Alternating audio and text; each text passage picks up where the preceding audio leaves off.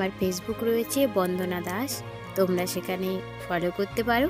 এছাড়া আমার Facebook page নুরির হাট, যেখানে আমি আমার আঁকা ড্রয়িং দেখিয়ে থাকি এবং ইউটিউবে সমস্ত আপডেট ওখানেও দিয়ে থাকি, ফলো করো।